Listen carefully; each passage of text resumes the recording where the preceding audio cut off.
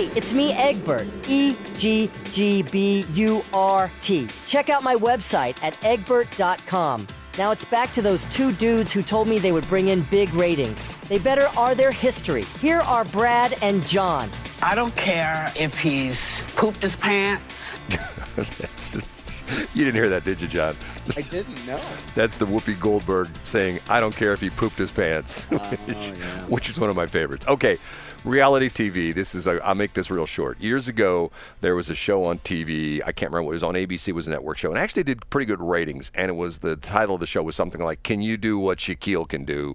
Or Shaquille can do. I can't remember the name of the stupid show. But the whole concept was every week it was Shaquille O'Neal taking on someone in some kind of a battle. And the one year they did it, it was Shaquille O'Neal in a home run hitting contest with Albert Pujols out at the time. It was the T.R. Hughes ballpark. Now it's the Car Shield Field. Okay, and the story was I was there.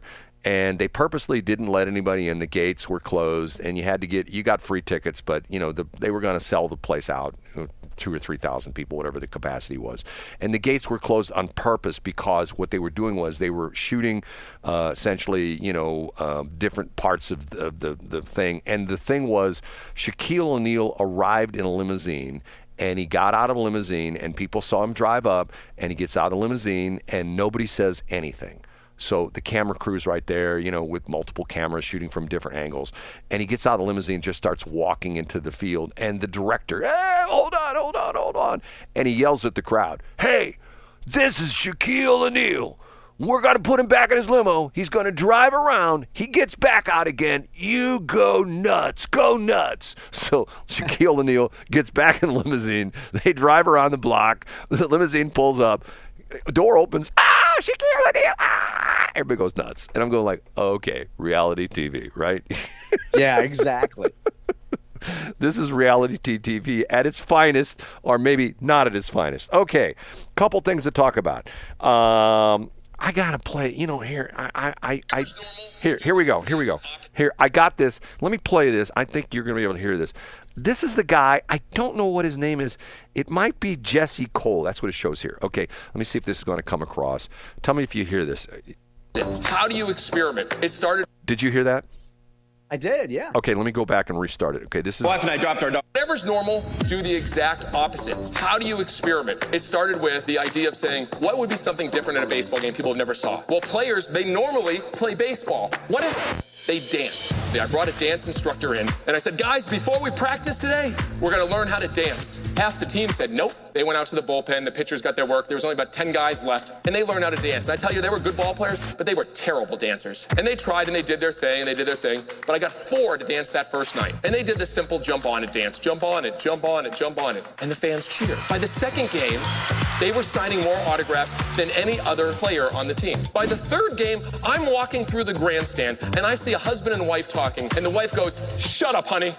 They're about to dance. At that point, I knew we were onto something. And that one little experiment turned into the Banana Nanas Senior Citizen Dance Team, the breakdancing coach, a twerking umpire, and then now our players doing a 3-2-2 dance where they dance in the middle of a pitch, which has garnered over 800 million views in the last year and a half on social media. One experiment led to that. I'm going to challenge you and your team to maybe come up with one experiment that you guys can do. One thing that you can try to create fans. We've taught our organization that every night we do between 10 to 15 things we've never done before in a field. 9 to 12 of them don't work, but there's 3 or 4 that become gold. Whatever's normal, anyway, do the exact opposite. That's the guy giving experiment? Explanation of which I thought was sort of interesting because of the fact that it goes along with the fact that so many people today are fearful of failure. That if you try something once and it didn't work, oh my God, I'm never gonna do that again. And once again, me being an entrepreneur, there's so many things I live my life by. The guy used to be the CEO of Matsushita Industries, the big Japanese company, the multi-conglomerate, it as Panasonic. He said success is 97% failure. And the idea being is, matter of fact, there's another video of this guy, I think his name is Jesse Cole, talking about when their first season, they had all these terrible setbacks. They printed up all these T-shirts with the banana spelled wrong, with too many N's in it, and things like that. Yeah, and he talked about time after time after time, they had failure, failure, failure, failure, and they just never gave up. They just keep moving forward, you know. But see, once again, the interesting part of that is they're reinventing something, and some people, like your friend and her kids, love it. And the baseball purists are going, well, this is terrible. The bananas are going to ruin baseball. But whatever. Okay. Hillary Clinton. I have to be honest with you. Hillary Clinton, and recently we talked about John Kerry, and there was somebody else the other day that I heard talking about the problem with our country is the First Amendment.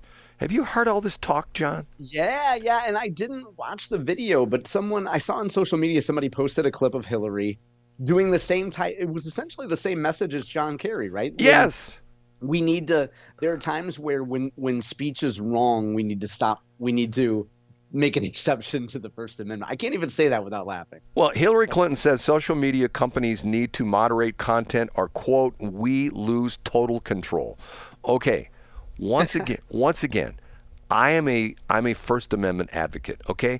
Do I agree with people like, what's the nutbag that just got his butt sued? Alex Jones. Do I agree with what Alex Jones was saying? No. But once again, what's the famous quote? I may not agree with what you say, but I'll fight to the death for your right to say it. Who said that? Right. Who? I don't remember, but it's a cliche. Yeah. Okay, it's a cliche. Who knows what it is? Okay.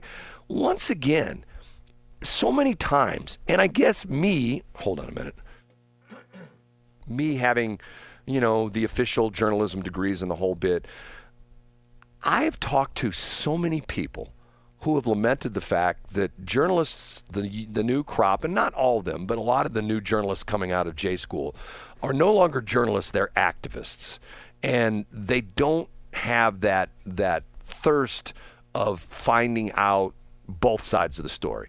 If they talk to a Democrat about why they're voting for Kamala Harris, they need to talk to a Republican on why they're not voting for Kamala Harris. The story you brought out before was the fact that you said, what was the one you referenced, that the conservative people are saying, that what was the one that was the story? Yeah, that was Jess Bogan talking about the alleged drunk driving illegal alien.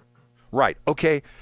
Every person, Republican, Democrat, Independent, Green Party, Libertarian, should be up in arms about the fact that we had an illegal immigrant who got arrested in St. Charles, was thrown in jail, already been deported once, somehow or another, got out of jail, got drunk, was speeding, hit a police officer on I-70 in the city, and killed the police officer. That should be universal distaste, universal, what's the word I'm looking for? Universal, help me, John. Belief, yeah, right. Yeah, I mean, it shouldn't be Democrats and Republicans, you know what I'm saying?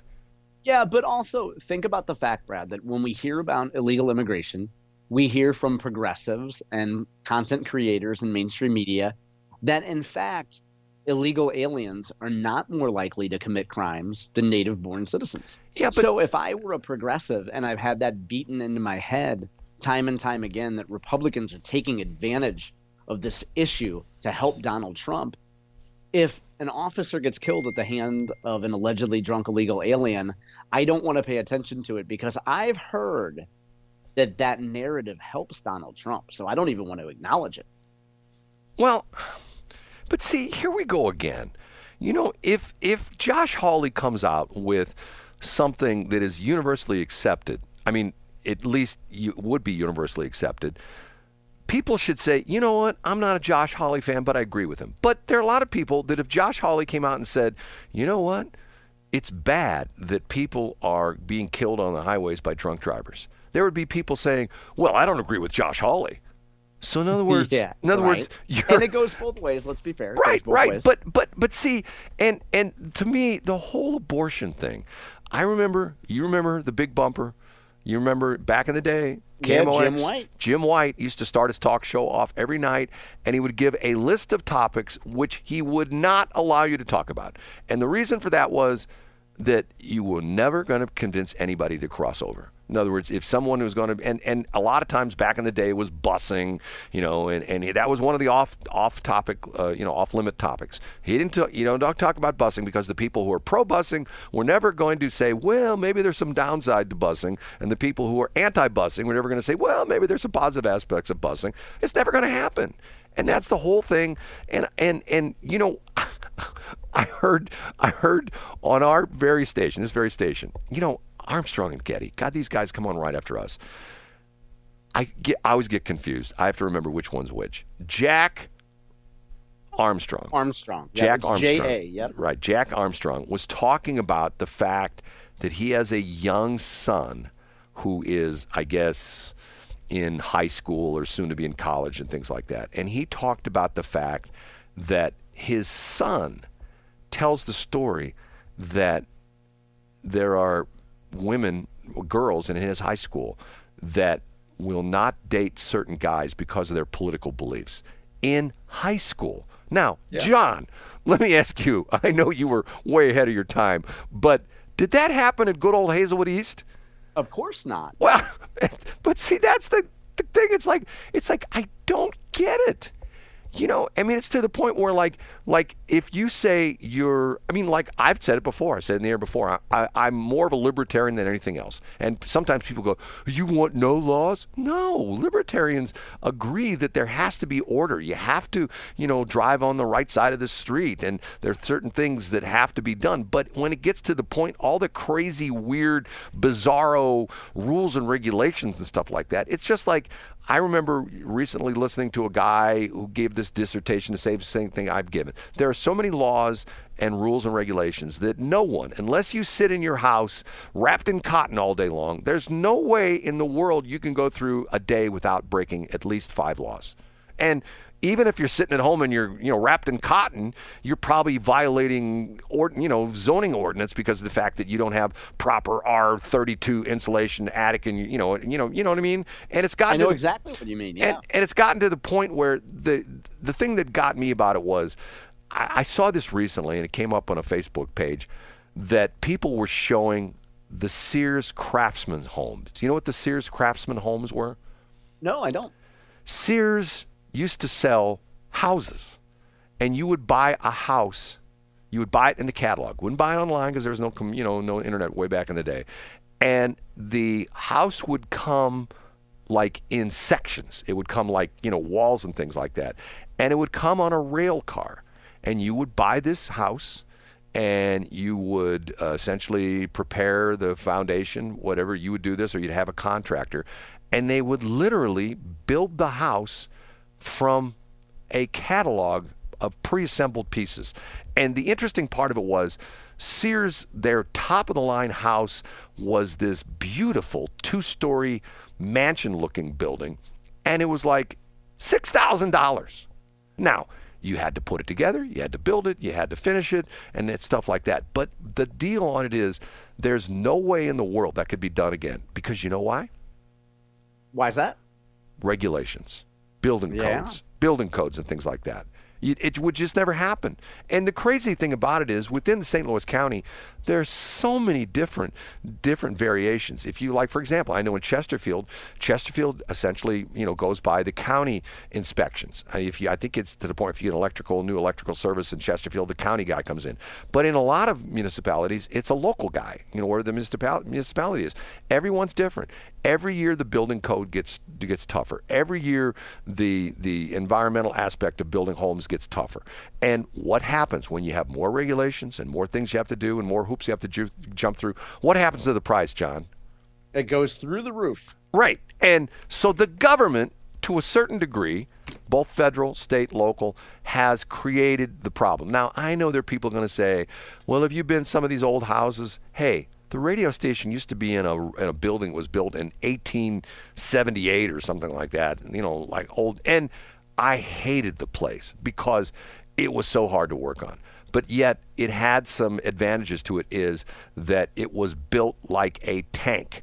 I mean, if a tornado came through town, I might lose the roof of the radio station, but the building wouldn't go anywhere because it was built like that. It would stand over a century. But the problem is you go into certain areas, and once again, I'm not making fun of Kirkwood or Webster Groves. A lot of those houses built were really crappy houses. They were cheaply built houses, which now are selling for $500,000, but they were just thrown together. I know people that, I have a friend of mine that looked at a house in Kirkwood, and to the point where they wanted $250,000. Ultimately, they tore the place down. It was in such bad shape, it wouldn't pass inspection because the foundation was in such bad shape because it was poorly built. But once again, when they rebuilt the house, they tore it down. The new house they built on it sold for like $800,000. And why is that? Because people got money. And they want to live in Kirkwood and Webster Groves, but they don't want to live in one of the old CLHs. You know what CLH is, don't you? No, what is it? Crappy little house.